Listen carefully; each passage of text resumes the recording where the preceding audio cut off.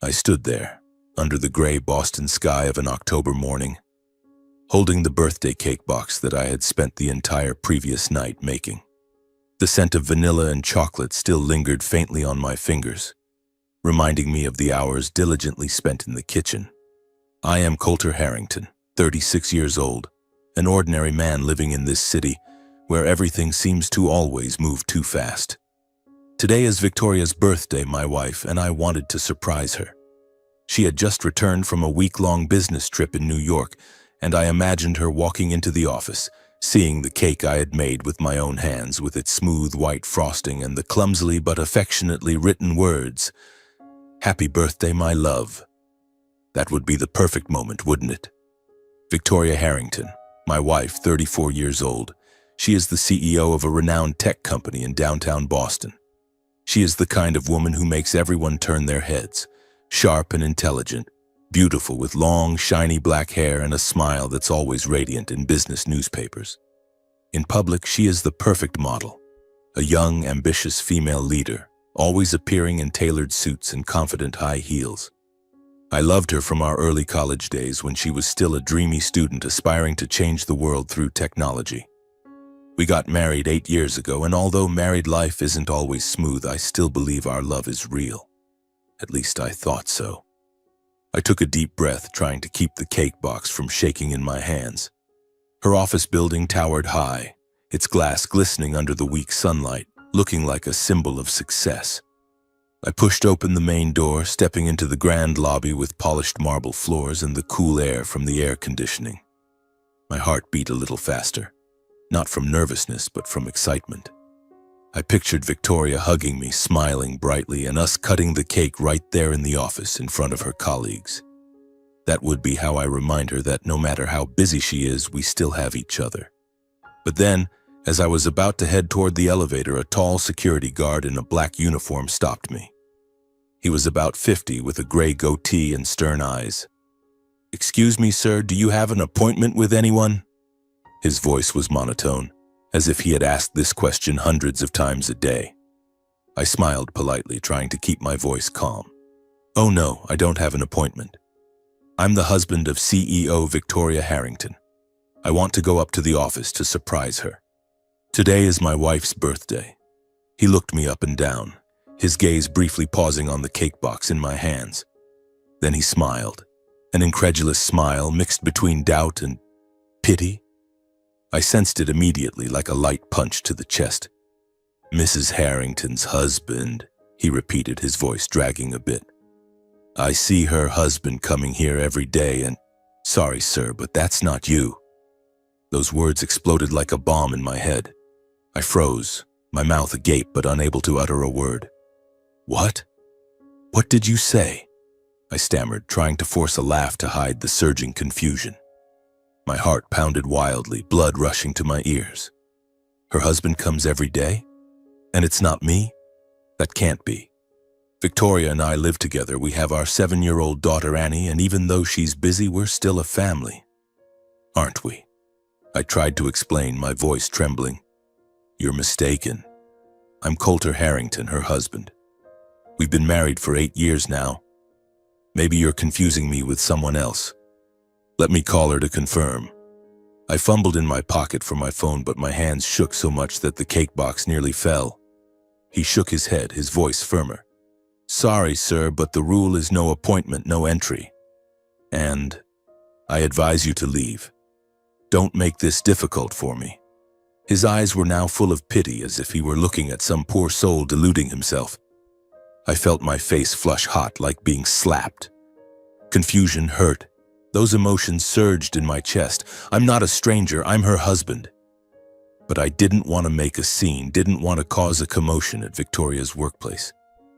So I ended up sitting back in the lobby, on the hard leather chair near the main door. The cake box sat on my lap, and I stared at it, trying to calm myself. Maybe he was mistaken. Maybe the husband he mentioned was a business partner or someone who looks like me. Yes, surely that's it.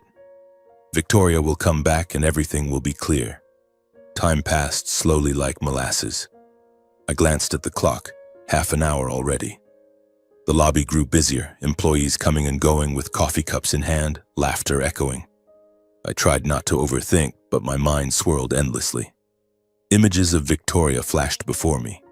Her smile when we first met, the late nights we spent together, and the times she hugged me after a long, tiring day. We've had beautiful moments, even if lately she's been busier. This business trip was one of them. She flew to New York to sign a big contract, and I stayed home taking care of Annie, cooking, cleaning. That's my role, and I'm proud of it. An hour passed. I started getting impatient, constantly glancing at the main door. Then suddenly I saw her.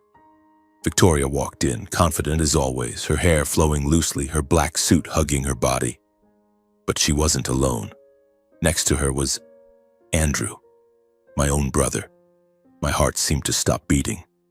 Andrew, my brother, 3 years older than me, with a confident smile and a luxurious suit. They chatted intimately, their hands lightly brushing against each other as they walked through the door. The way they looked at each other, oh God, that look. It wasn't the look of colleagues, not of friends. It was the look of lovers, full of affection and secrets. I was stunned, frozen in place. The cake box slipped from my hands, crashing to the floor with a shattering sound. White frosting splattered everywhere, cake pieces scattering like my heart at that moment. People around turned to look, but I didn't care. I stood still, watching them disappear into the elevator, the doors closing without a backward glance. It felt like the whole world around me had just collapsed. The lobby's noise vanished, leaving only my pounding heart and the pain tearing through my chest. How could this be? Andrew, my brother, whom I rarely contact since he left home 10 years ago. He's always been the clever, scheming one, knowing how to win people over. And Victoria, my wife. How did they meet? Since when? Questions flooded my mind, overwhelming me. I slumped back into the chair, my hands trembling as I picked up the broken cake pieces, tears welling up. This wasn't the surprise I expected. This was a nightmare. I don't know what to do next. Call her, rush up to the office, or go home and pretend I saw nothing? But the pain is too great, and the truth, though not yet clear, weighs on me like a stone. Boston out there is still bustling, but for me everything has changed forever. I looked up at the elevator where they had just disappeared. Are they hugging up there? Or is it just work? I tried to convince myself that it might be a misunderstanding. Andrew is my brother and Victoria is my wife. But that look, it wasn't fake. It chilled me to the bone. Finally, I stood up, my legs heavy as lead. I left the building, the Boston wind blowing coldly through my coat. On the way home, everything around me blurred. I don't know how to face Victoria tonight. But one thing is certain. That birthday cake wasn't the only thing shattered today. My heart was too. I walked along the familiar streets of Boston, but today they seemed stranger and colder than ever. The high-rise buildings glided past me like ghosts, and the blaring car horns echoed in my ears without stirring the chaos in my mind. I tried to breathe deeply, but each breath only sharpened the pain in my chest. How could I go home and pretend nothing had happened? How could I look into Victoria's eyes without seeing again the image of her laughing intimately with Andrew? My brother, the man I once thought was just a distant memory, had now become the destroyer of everything I cherished. I wondered if I had misunderstood. Maybe they were just together for work. Andrew is an investor. Victoria is the CEO. Perhaps they were discussing some project. Yes, that must be it. I kept convincing myself, repeating it in my head to drive away the doubt gnawing at me bit by bit. But deep down, I knew the way they looked at each other was not the look of colleagues. It was the look of lovers, and the thought made me want to scream in the middle of the street. When I got home to our familiar apartment on the outskirts of Boston, I slammed the door shut and leaned against the wall, trying to regain my composure. Annie was still at school, and the silence in the house made everything feel more suffocating. I looked around, the family photos hanging on the wall, the sofa where we used to cuddle and watch movies, and the kitchen where I had made the birthday cake now shattered to pieces. Everything was still the same, but to me it had all changed completely. I couldn't let this pain swallow me right now. Annie would be home soon, and I didn't want her to see her father in this broken state. I needed to do something to stay calm. So I decided to cook dinner, as I always did when Victoria returned from a business trip. Maybe this would be my chance to see clearly. If she acted normally, perhaps it was all just a misunderstanding. I opened the fridge, took out the beef, vegetables, and our favorite bottle of red wine. My hands trembling, I started cooking. The aroma of food filled the kitchen, warm, familiar, but it couldn't dispel the turmoil inside me. Every time I held the knife, I remembered Andrew's gaze that morning, and my grip tightened involuntarily. When Annie came home, she ran into the kitchen, her voice bright. "Daddy, is Mommy coming home today?" I bent down to hug her, forcing a smile. "Yes, sweetheart. Now go do your homework. Mommy will be back soon." She smiled and ran off, leaving me with the silent kitchen. I convinced myself again. Maybe Andrew was just a business partner. Victoria was always busy with meetings, and perhaps he was investing in her company. I recalled the times she talked about investors, and I had never suspected anything. But why did they look at each other like that? Why did her hand touch him so intimately? Doubt rose again, tightening my heart. I stood up and paced the living room, trying to think of the good memories. Our wedding day, when Victoria looked at me with eyes full of love, the sleepless nights beside Annie when she was sick, and the short trips we took just for each other. Those images calmed me a little, but they also deepened the pain. If it was all a lie, how long had I been living in delusion? Dusk fell. The weak sunlight streamed through the window, tinting the room red. I heard the key turn in the lock, and my heart pounded like a drum. Victoria walked in, confident and composed as always after a trip. She was still in the black suit from that morning, her hair slightly tousled but still breathtakingly beautiful. "Hi, love," she said softly, kissing my cheek lightly. Her familiar perfume spread, but today it made me nauseous. She looked around the house, smiling when she saw the dinner table I had set. "Wow, dinner looks amazing. I'm exhausted." The New York trip dragged on longer than expected. She took off her coat, hung it up, and walked into the bedroom as if nothing had happened.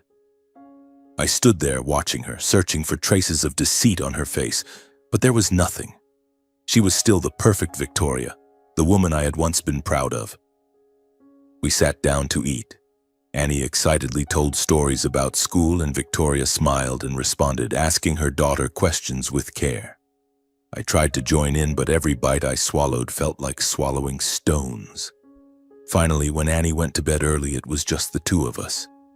The candlelight flickered on the table, and the atmosphere grew heavy. I took a deep breath and decided to break the silence. "Victoria, I went to your office this morning. I wanted to surprise you with a homemade birthday cake." My voice was calm, but my hand clenched the wine glass. She looked at me, a smile flashing briefly. "Really? Why didn't you call me?" "I was in meetings all morning." I stared straight into her eyes. "I saw you walk in with another man. You two were laughing very intimately." Her gaze flickered away, avoiding mine. She set down her fork and was silent for so long that the air in the room became suffocating. I could hear my own heartbeat. Each second passed like a century, tension and suspense rising. Finally, she sighed, her voice quiet but firm. "He's the love of my life. We've been together for 2 years." That answer nearly broke me. The world spun around me, and I felt like someone had punched me hard in the chest. 2 years?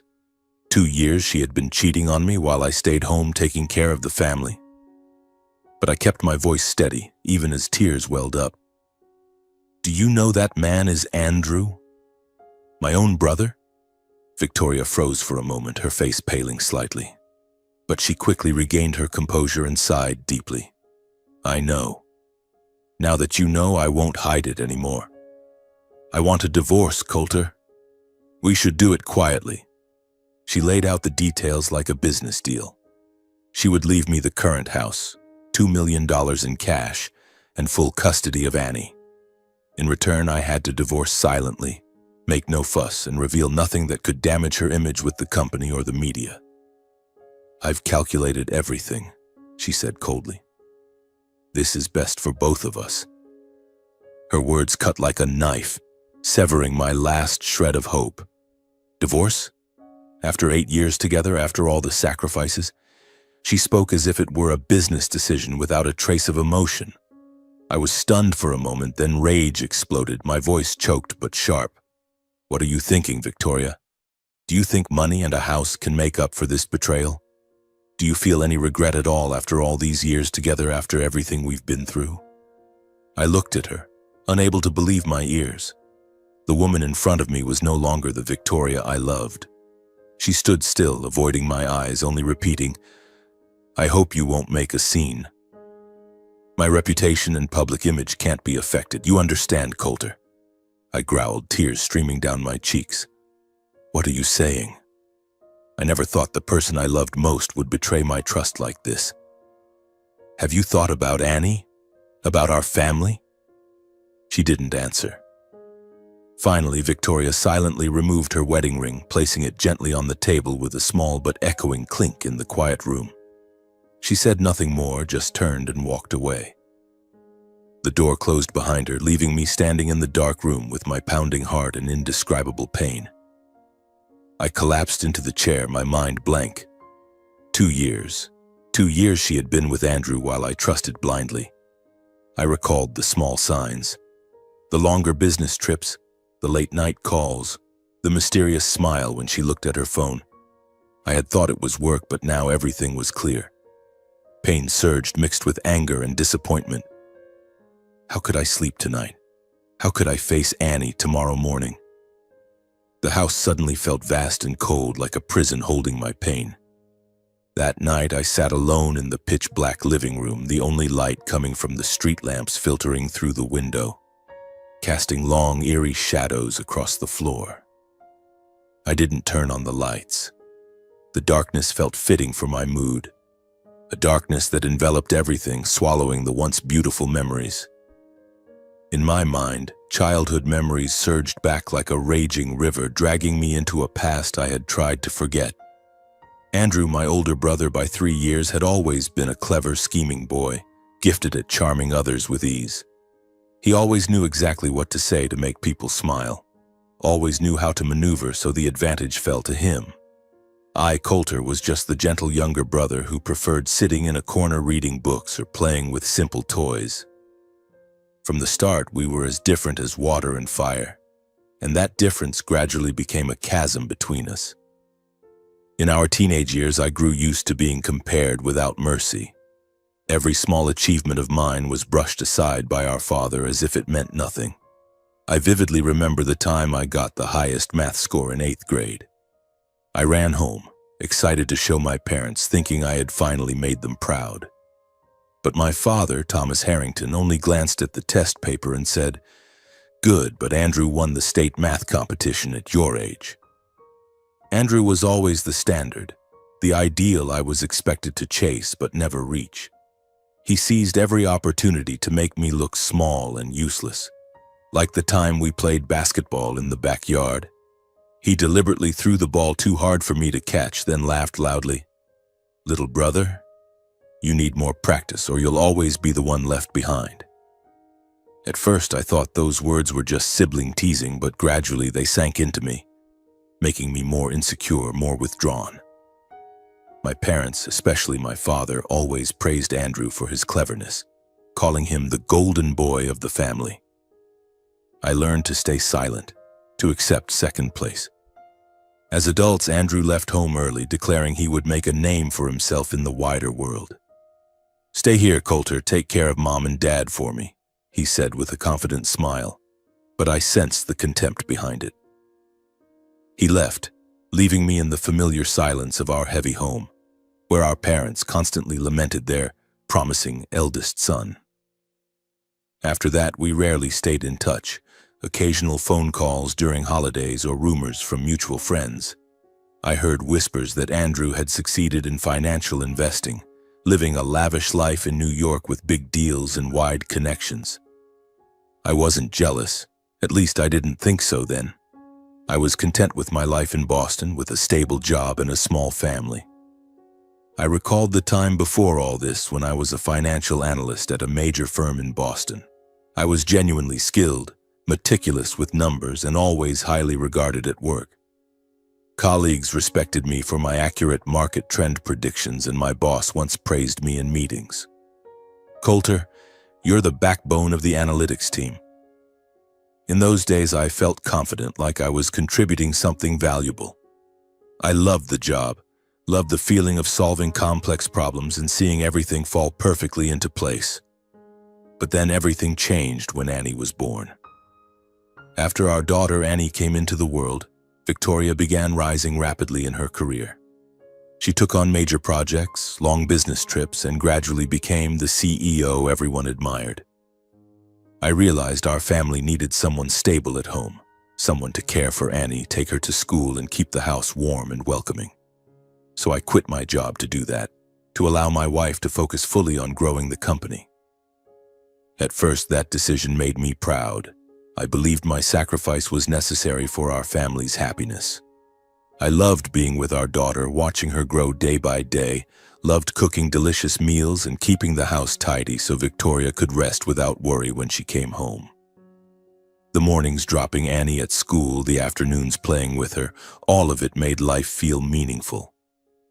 I thought I was building a solid foundation for our love, that Victoria would appreciate that quiet support.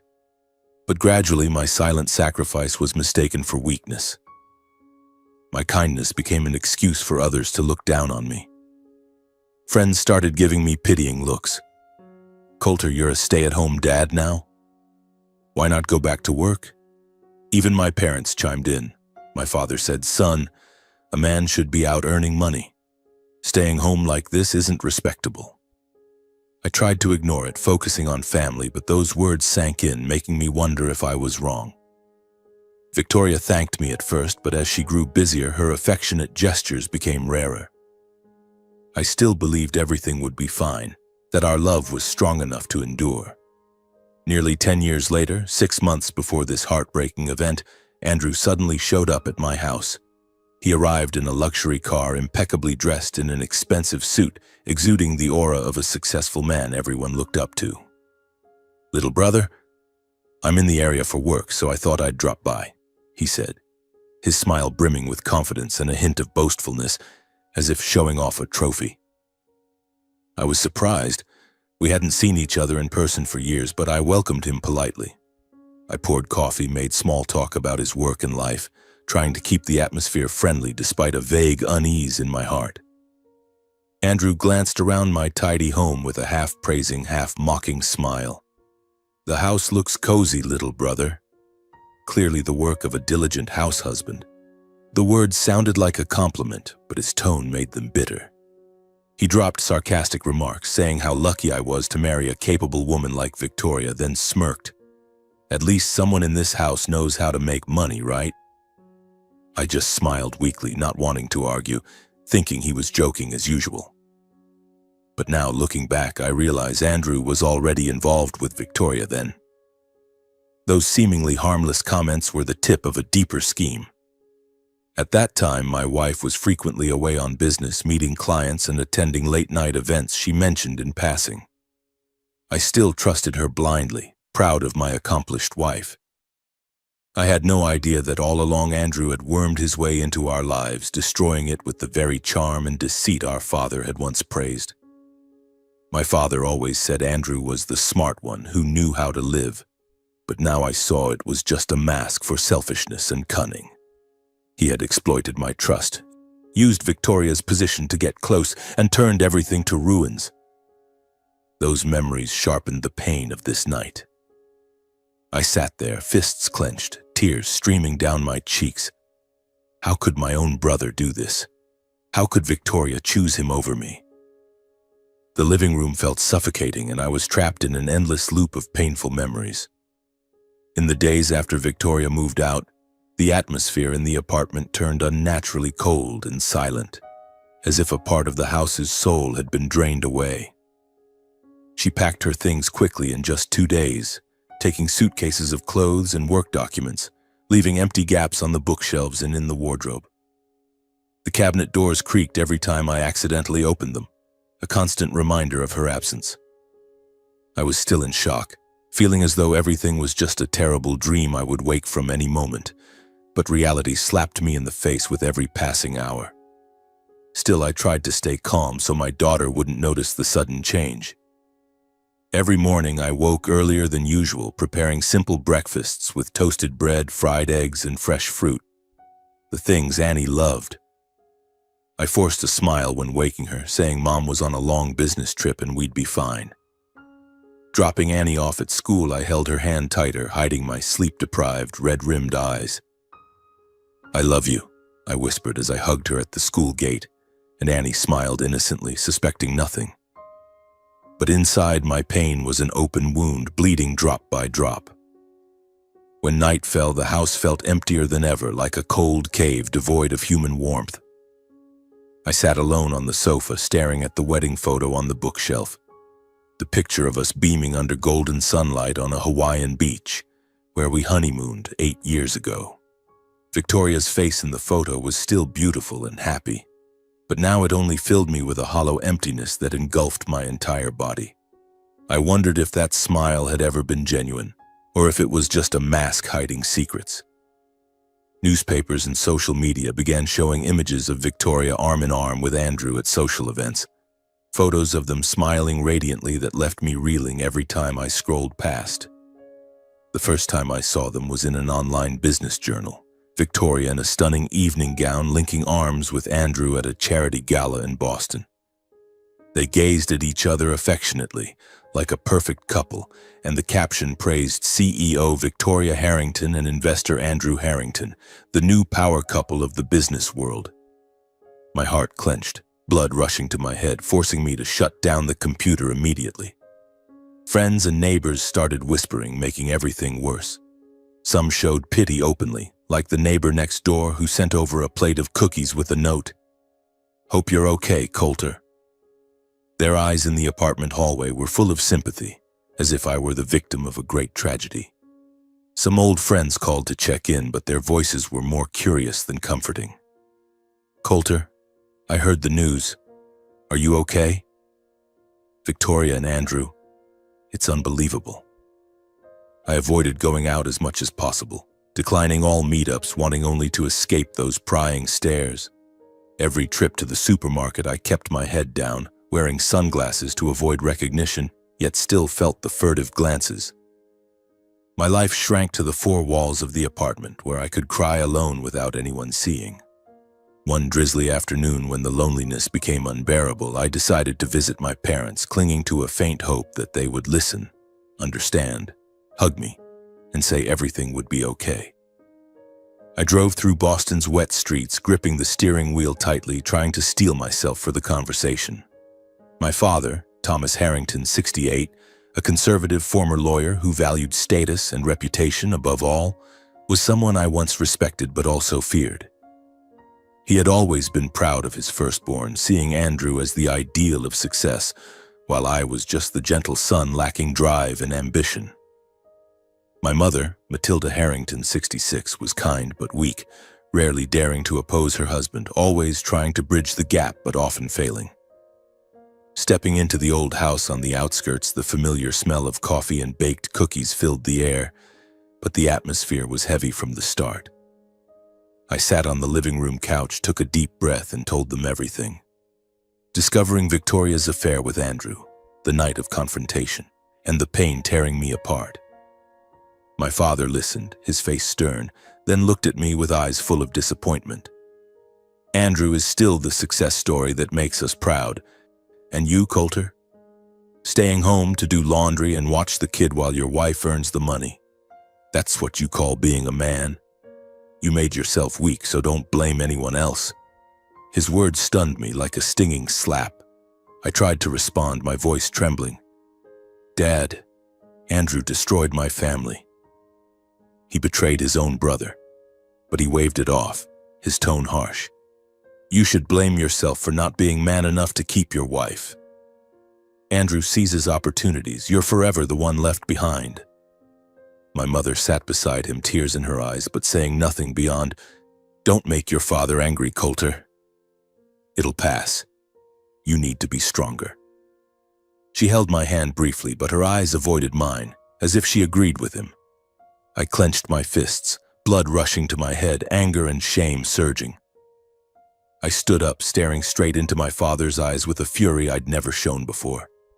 "You never understood me," I growled, then turned and stormed out, slamming the door behind me. It felt like losing another family, as if even my closest kin had turned their backs on me. On the drive home, under pouring rain, my heart overflowed with pain and humiliation. I realized not only my wife but my parents too had abandoned me, that I was truly alone in this storm. The car sped through blurred streets and I sobbed behind the wheel, wondering where my life was headed. In those days, the pain didn't fade. It only built up, waiting to explode.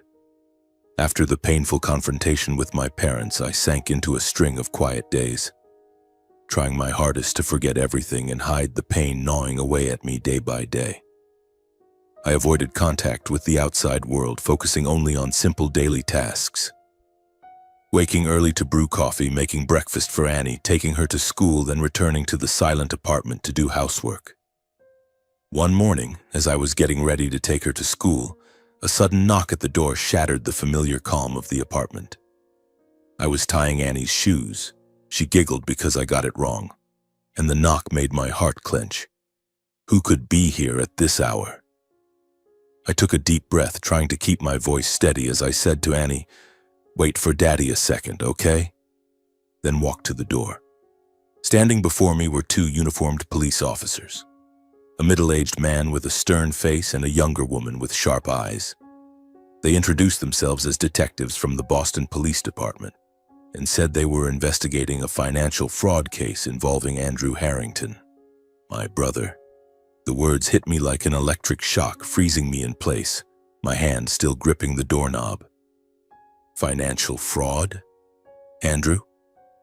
I had never imagined it, even though I knew he was always clever and scheming. But now, after everything that had happened, the thought sent chills down my spine. Stunned and confused, my mind spun with questions. Andrew Harrington? My brother? What are you talking about? I stammered, trying to stay calm so Annie wouldn't hear from the other room. The male detective explained briefly. They were tracking suspicious transactions linked to Andrew's investment firm, and since I was family, they wanted to know if I had any information. I immediately confirmed I had no involvement in Andrew's work. We rarely spoke, and I had never been part of any of his deals. I only know he's an investor, but no details, I said, my voice trembling slightly from the shock. The female detective nodded, handed me a business card with her name and number, and said to contact them if I remembered anything useful. They didn't press, just politely said goodbye and left, leaving me standing there with the card in hand, feeling like a time bomb had just been armed. After they left, I closed the door, leaned against the wall, and sat in silence for a long time, staring at the card.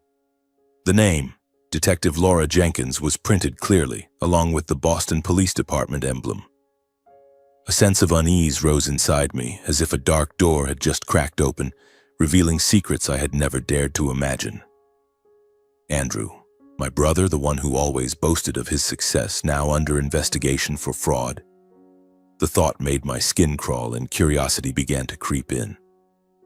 I took Annie to school as usual, but my mind wasn't there. I smiled mechanically when saying goodbye, then returned home with a vague resolve. I needed to find out more. Not for revenge, but because I needed the truth to close this wound. Curiosity turned to suspicion, and I began digging into public information about Andrew's company. I sat at the computer, hands shaking as I typed Harrington Investments into the search bar. His website came up first, sleekly designed with a modern interface, luxurious colors, and photos of high-end New York offices, walnut desks, premium leather chairs, and young, smiling employees in suits. The homepage featured glowing articles with headlines like Andrew Harrington, the genius investor of the new generation, or Harrington Investments leads sustainable investment trends. But the deeper I dug, the more it felt like surface polish. No specific address was listed, just a P.O. box and a mobile number. No public financial reports, no real project lists, and links to partners led only to generic websites. I clicked through page after page, my pulse quickening, feeling like I was peeling back a fake facade. Was it all an illusion? I checked the New York State Business Registry, where Andrew claimed his company was based. After a few clicks and searches, the results left me stunned. The company had been formed just over a year ago with no tax filings, no official employee roster, and an office address in a short-term rental building in Manhattan. The kind startups rent by the hour for photos. No signs of real operations, no SEC investment licenses, everything existing only on paper. I sat there, staring at the screen, breathing heavily. My unease had turned into clear suspicion. Andrew wasn't the successful investor he claimed to be. He was hiding something much bigger. To confirm, I called an old college friend in finance, Mark, a guy I trusted, now an analyst at a major bank. We hadn't spoken much, but I knew he was reliable. "Mark, do you know anything about Andrew Harrington?" "My brother," I asked after some small talk. Mark hesitated, then sighed. "Coulter, I don't want to badmouth your family, but Andrew's name has come up in a few sketchy capital-raising schemes I've heard about.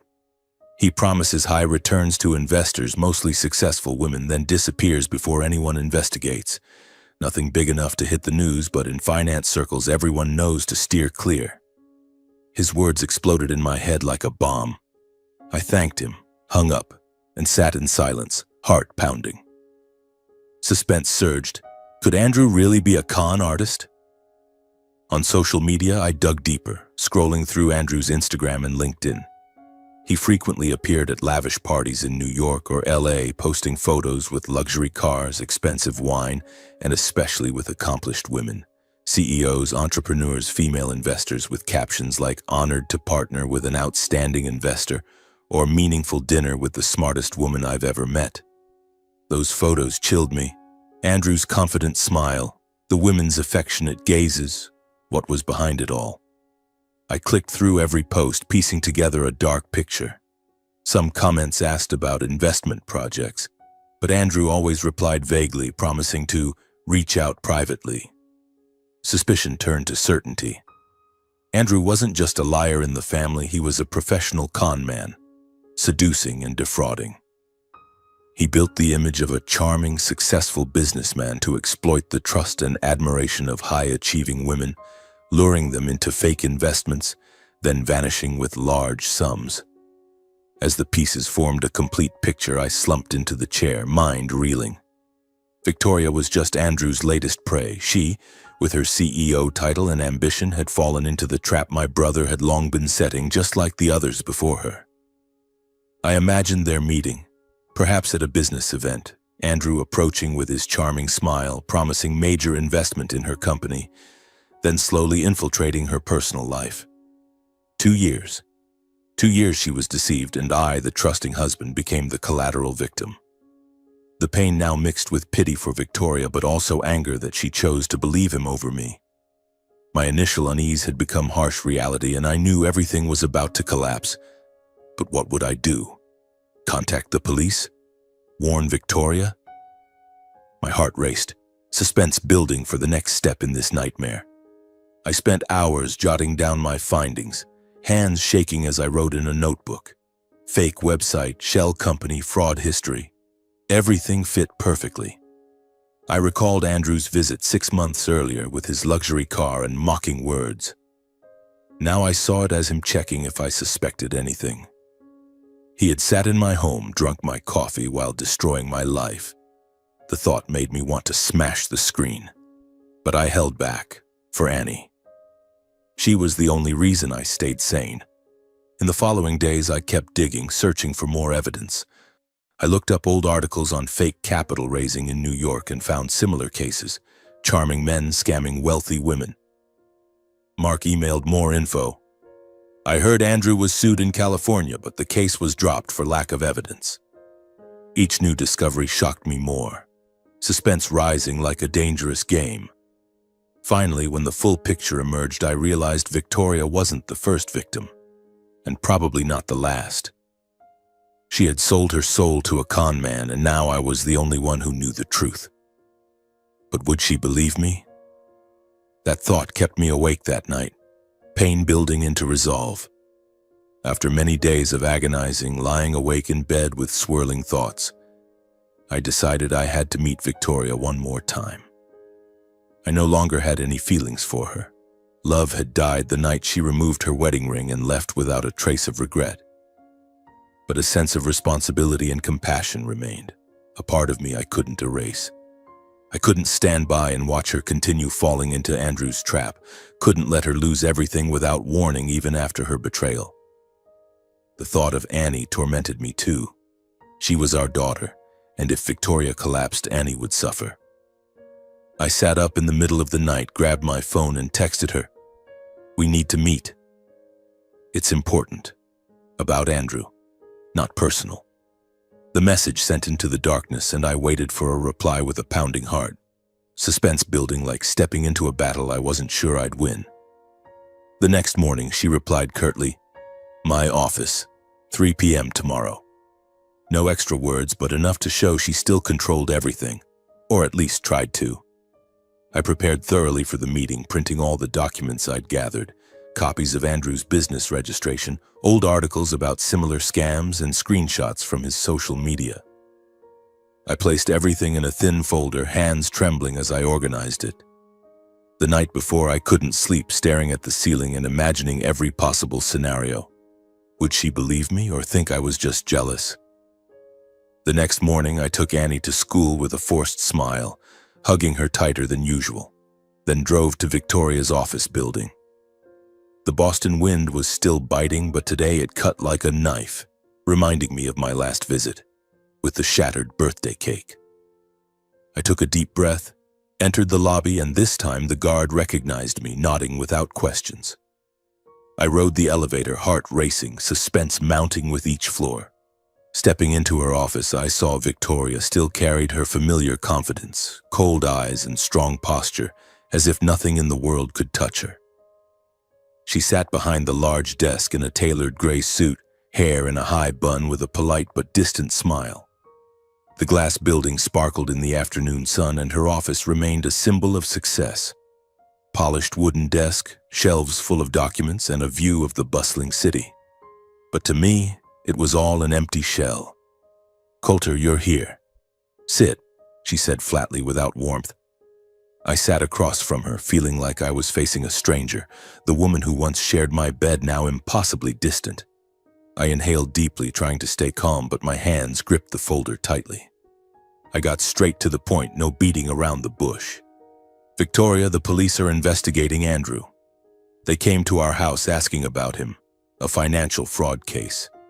I looked into it, and I have information showing Andrew is scamming people, using you to take your assets. He's not a real investor, it's all a front." My voice shook slightly at the end, but I looked her in the eye, hoping for hesitation. The air in the room grew heavy, suspense rising like a bomb about to explode. I waited for her reaction, heart pounding, wondering if she'd see the truth. Victoria stared at me with clear suspicion, her blue eyes narrowing, then suddenly let out a dry, mocking laugh that chilled me. "Coulter, what are you talking about?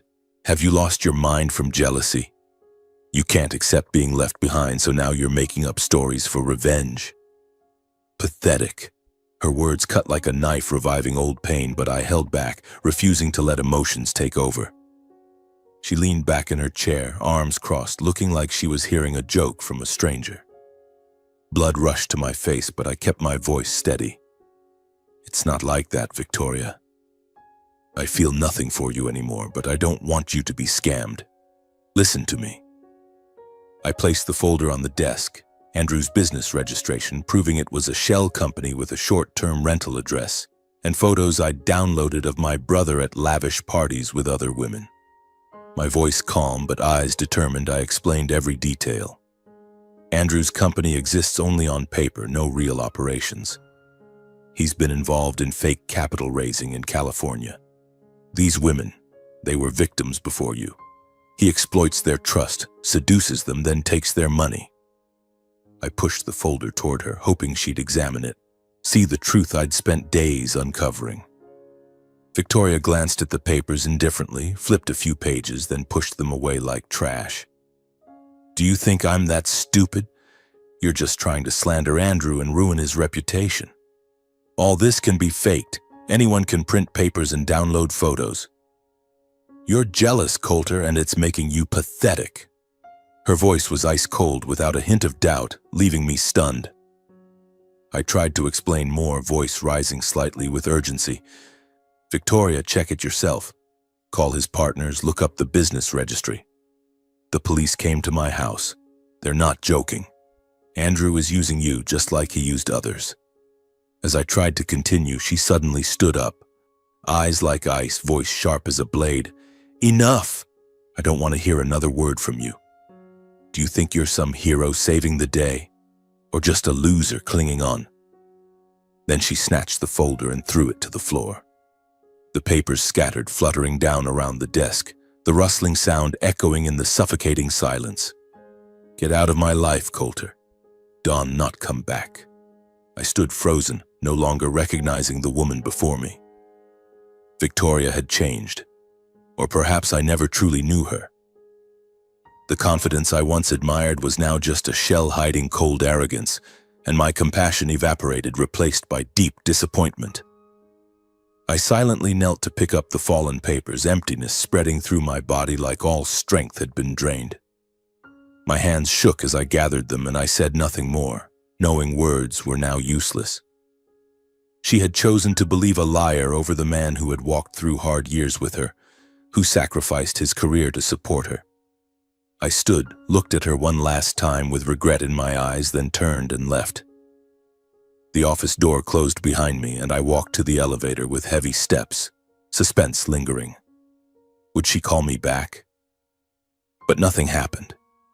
Leaving the building, I looked through the glass walls and saw Victoria still at her desk, back to the window, working as if our meeting was just a minor interruption. I thought she still didn't realize. All she was trying to hold on to would soon collapse, and this time I couldn't save her again. 6 months passed since the divorce was finalized, and I gradually regained a normal rhythm in life, though at first it seemed impossible. Those cold legal documents, our signatures on the asset division agreement, custody terms, quietly closed 8 years of marriage, just as Victoria had wanted. No scandal, no noise. I received the house, the $2 million, and Annie, things she thought could compensate for betrayal. But to me, they were just numbers and soulless objects, unable to fill the void in my heart. In the early months, I lived like a shadow, waking each morning with a heavy feeling, but gradually I learned to adapt.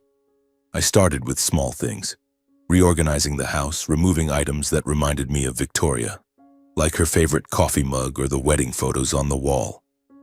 I replaced them with Annie's hand-drawn pictures, fresh flowers from the local market, and slowly the house grew warmer in our own father-daughter way. I no longer cried every night. Instead, I focused on building a new life, simple but solid, where pain no longer controlled everything. I spent more time caring for my daughter than ever, turning moments with Annie into the only strength that helped me endure. Every morning I woke early to prepare nutritious breakfasts, egg sandwiches with fresh vegetables and a fruit smoothie she loved. Annie was now 8, growing fast, and she started asking about her mother more, but I always answered gently, "Mom's busy with work, but she loves you very much." On weekends, we strolled through the nearby park where Annie ran around with a ball, and I sat on a bench watching her laugh with a strange warmth in my heart. I learned new recipes to make her happy, from simple Italian pasta I found online to chocolate cookies she kneaded herself. Those afternoons in the kitchen with flour on our hands and her laughter helped me forget some of the pain. I even enrolled in an online cooking class, not to become a chef, but to create more joy for us. Annie eagerly helped, and in those moments I felt life slowly reviving, even if only in small pieces. Besides that, I started working part-time at a small coffee shop near home, a peaceful place with the aroma of freshly ground beans and familiar regulars. The shop sat on a street corner with an old wooden sign and rustic tables where people came to relax, not rush. I worked the afternoon shift, brewing coffee, serving toast, and chatting with customers about trivial things. News about Victoria appeared sporadically in the press like fragments of an old life I stumbled upon. The first time I saw an article on a business news site. CEO Victoria Harrington sells entire company to major corporation, liquidates assets, and announces shift to personal investing. I skimmed it, heart tightening slightly at her confident smile in the boardroom photo, but quickly closed the tab. She had sold the company, her brainchild she once poured her soul into, and used the money to invest with Andrew, as she had said. I wasn't surprised, but the thought made me tense, wondering if she had realized the scam. Subsequent articles grew scarce. A short magazine interview where she spoke of a promising new journey, then nothing. Soon all information about her vanished completely. No more TV interviews, no social media updates, no trace of the grand projects she once boasted about. My life, though simple, was more peaceful than ever. I no longer dwelled on the past or lost sleep over painful memories. Each day I woke to Annie's smile, took her to school, worked at the cafe, then came home to cook dinner. We developed new routines. Weekend library trips to borrow books or planting vegetables on the small balcony. Annie grew quickly, starting piano lessons, and I sat beside her as she practiced, filled with pride. I learned to forgive myself, accepting that my past sacrifices weren't mistakes but lessons. Life was no longer hell.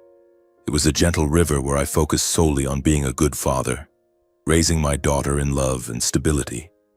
Until one pouring afternoon when a knock at the door changed everything.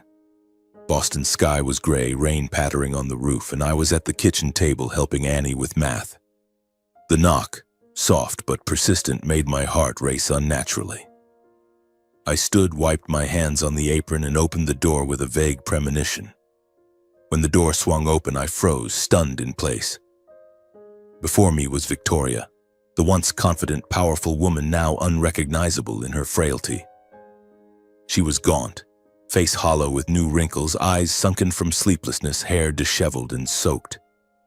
Her clothes were worn, no longer the elegant suits, and she shivered in the cold rain.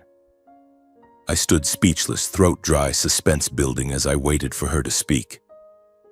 This was Victoria, my ex-wife who left without looking back, now standing here like a ghost from the past. I said nothing but invited her in, closing the door against the wind and rain. She stepped inside, rainwater dripping from her coat onto the floor, and sat on the sofa, exhausted. Annie looked at her mother in surprise and ran to hug her, but I held her back, whispering, "Go play in your room, sweetie. Daddy needs to talk to Mom." Annie obeyed, and when we were alone, Victoria began speaking, voice trembling and broken. "Coulter, Andrew, he scammed me. I sold the company, gave him all the money to invest, but he drained the accounts and disappeared. I have nothing left. No home, no money, just a few clothes." She detailed it, how Andrew convinced her to make a big investment in his project, how he vanished after taking the money, and how she discovered the fraud when the bank called. Her voice choked, and I listened silently, feeling a mix of pity and disappointment. I remembered warning her in her office, the folder on the desk, and now everything had unfolded as I predicted, but too late. Pity because she was once the woman I loved, disappointment because she chose that path. She burst into sobs, tears streaming down her hollow cheeks, voice breaking. "I was wrong, Coulter. I regret it so much. I just want a chance to start over. Please forgive me and let me come back. We can rebuild the family, for Annie, for everything." Her words made the air heavy, suspense rising like a dramatic climax. I looked at her for a long time, studying the once familiar features, but inside I felt only emptiness. Love had died with the lies long ago, the night she removed her ring and left. I felt nothing but weariness. I spoke gently but firmly. "Victoria, everyone pays for their choices. I warned you, but you chose to believe him. Now I just want peace with Annie. You should go." She bowed her head, tears still falling, then stood silently and left into the downpour. I closed the door behind her, standing still for a long while, watching the rain fall endlessly outside the window, drops sliding down the glass like her tears. I knew this time she had truly lost everything: company, money, reputation, and any chance to turn back. I turned inside, hugged Annie, and read her a story. But in my heart, another chapter had closed. The pain was no longer sharp, just a lesson, and I moved forward, hoping peace would stay forever. 1 year passed since the day Victoria appeared in the rain, and my life gradually stabilized, as if time had gently healed the deepest wounds. I was no longer the Coulter of the past, the man who collapsed from betrayal and loss, but now a single father living simply yet fully. With the money from the divorce settlement, I decided to open a small coffee shop on a quiet suburban street corner in Boston, where traffic was minimal and trees stayed green year-round. The shop was named Anne's Corner, after my daughter, with a rustic wooden sign, small tables by the glass windows, and the warm aroma of freshly ground coffee. At first, business wasn't easy. I had to learn brewing from scratch, order supplies, and greet the first customers with a forced smile. But gradually, the shop became part of the neighborhood, a place where people stopped by to chat, read, or simply enjoy a hot latte. I woke early each morning, opened at 6 a.m., and felt peace watching the morning sun stream through the windows, casting shimmering patterns on the wooden floor. Those moments let me know I had truly revived, no longer haunted by old pain, only joy from daily small things. My daughter was now 9, an indispensable companion in this new life. Annie grew quickly with long, shiny hair and a radiant smile like her mother's once was, but with a gentle, thoughtful nature like mine. She helped serve customers on weekends or free afternoons, carefully carrying trays of coffee to tables or making simple chocolate cookies from recipes we learned together. "Daddy, I made this for the lady at table 3. She likes sweets," she'd say excitedly, and I'd smile, teaching her to decorate with tiny chocolate sprinkles. We lived simply but fully. Home-cooked meals, walks in the nearby park, and evenings by the fireplace reading together. No more long business trips or pressure for fame. Our life was more peaceful than ever before. I taught Annie about kindness, about forgiving but not forgetting lessons, and she listened with wide eyes, making me proud for shielding her from the adult storm. In those moments, my heart felt light, as if the old burdens had been carried away by the wind. I no longer dwelled on the past, pushing it into a hidden corner of my mind to focus on the present. Each morning I woke early to open the shop, wiped the counter, brewed the first batch of coffee, and watched the sunrise through the glass, feeling an extraordinary calm. That light reminded me life goes on, that after the rain comes a rainbow. Regular customers started coming.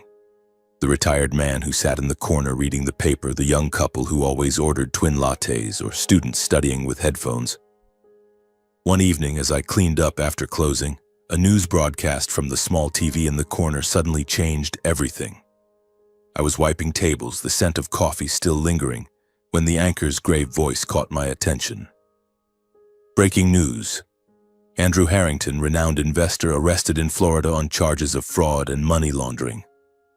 I froze, turned sharply to the screen, heart pounding like a drum.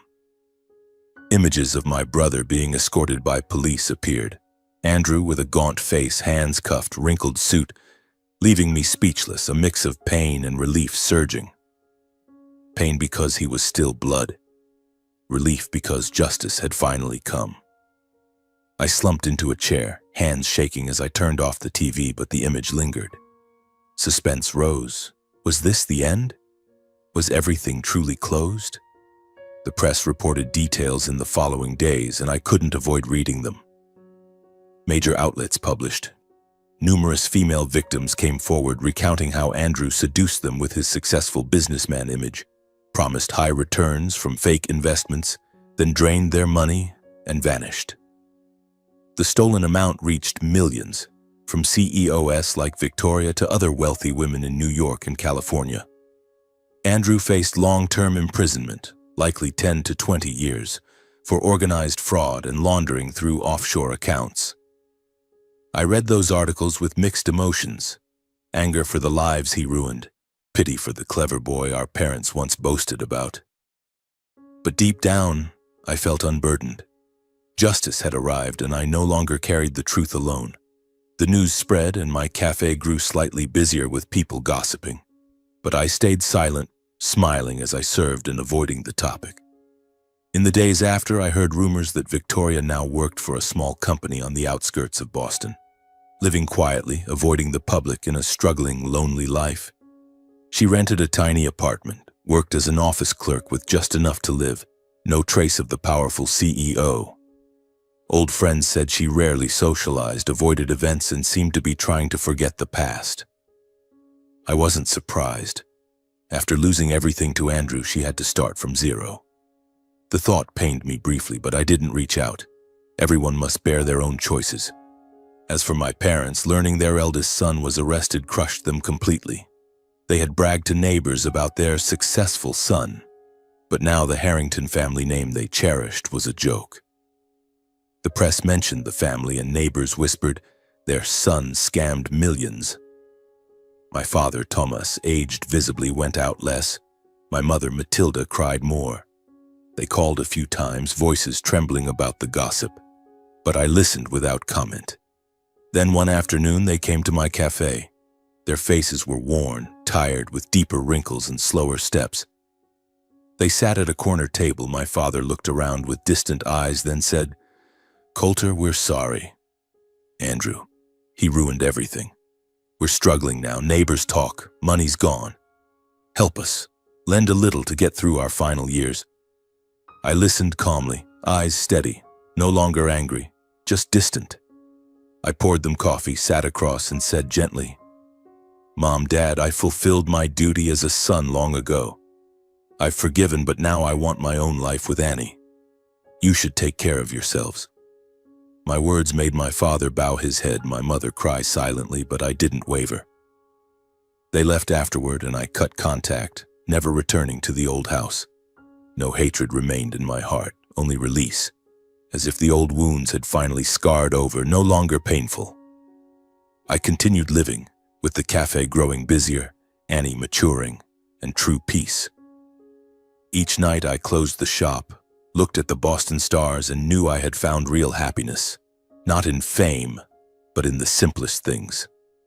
Time passed gently, like autumn leaves falling slowly on the Boston sidewalks, and my life with my little daughter became more peaceful than ever. I was no longer Coulter Harrington, the man who once collapsed from betrayal and loss, but now Mr. Coulter of the neighborhood, the one who brews great coffee and listens to everyday stories. My life no longer involved long business trips or tense meetings. Instead, it was filled with early mornings, the aroma of freshly roasted coffee beans, and the lively chatter of regular customers. I understood that forgiveness is not about forgetting everything, but about choosing to let go so the heart can feel lighter, like releasing a balloon into the sky and watching it drift away.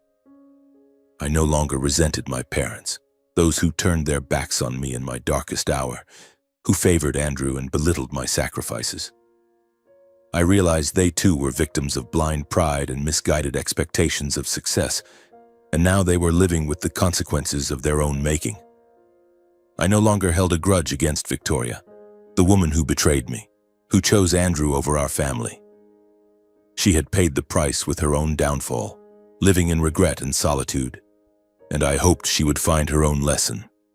And I no longer hated Andrew, my own brother who destroyed my life with lies and greed. He was now in prison, facing the consequences of his wrong choices, and perhaps that was life's way of teaching him.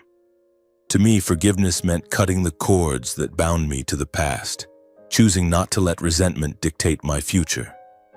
I learned this through time, through long nights of reflection over a hot cup of tea, and through watching Annie grow up without carrying the burdens of adults. Forgiveness did not make me weak. On the contrary, it made me stronger, freer to live fully. Whenever I thought of them, I simply sent a silent wish for them to find their own peace. Then continued my day unburdened. Letting go was not easy. It required inner strength. But once achieved, my heart felt as light as a bird in the sky, ready to soar without entanglement. Those who had hurt me had all paid their price in their own way. like a fair cycle of life where every action has unavoidable consequences. Andrew, my brother, the clever con artist who once strutted confidently at lavish parties with his charming smile, was now serving a long prison sentence where he could no longer manipulate anyone with his schemes. Victoria, my ex-wife, the once ambitious betrayer with the perfect CEO image, now lived in regret, working quietly at a small company, avoiding the public and facing a loneliness she could never have imagined. I heard from old friends that she sometimes called Annie, her voice trembling as she asked about our daughter, but never dared to meet, as if the past still haunted her every day. As for my parents, who learned the lesson of pride too late, they now lived under the neighbor's scorn, the Harrington family name shattered like sea foam under the weight of scandal. They aged rapidly, rarely went out, and were perhaps reflecting on their past mistakes in favoring Andrew while overlooking me. I did not rejoice in this, not in a vengeful, gloating way, but simply saw it as the natural law. Every action has consequences, and life does not forgive blindness. Their fates made me reflect deeply, but no longer caused me pain. They were lessons, not burdens. I realized that justice does not always come quickly, but it will come. And my duty was to live without regret,